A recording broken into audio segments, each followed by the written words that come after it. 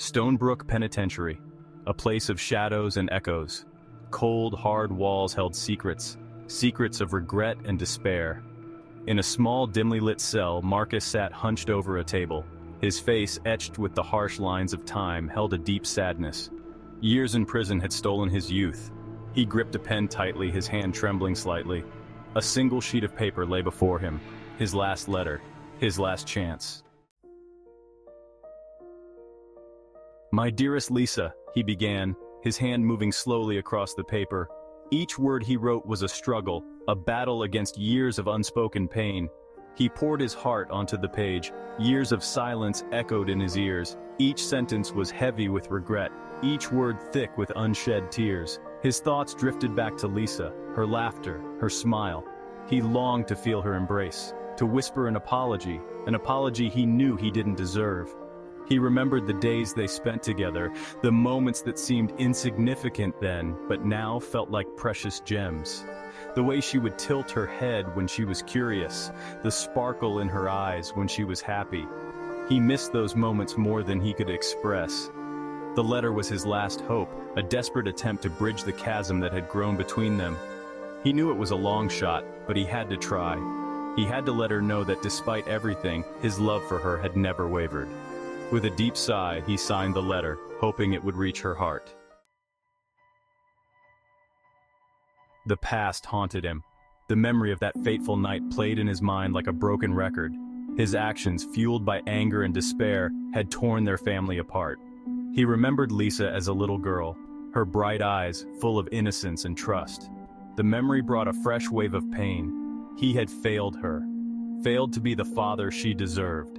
The guilt gnawed at him, a constant reminder of his past sins. Every day in this cold, unforgiving cell, he replayed the events that led him here. The arguments, the shouting, the moment he lost control. He could still hear her cries, see her tears.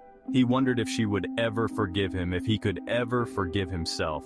The weight of his mistakes was a heavy burden, one that he carried alone. The walls of the prison seemed to close in on him, a physical manifestation of his inner torment. Shadows of regret loomed large, casting a dark pall over his soul.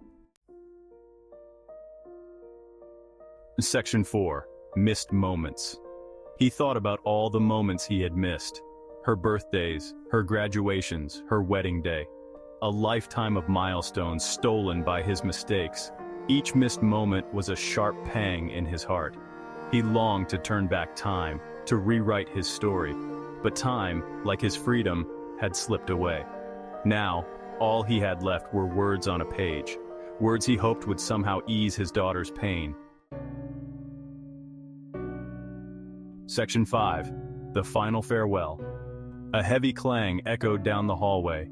The sound of approaching footsteps drew him back to the present. Time was up.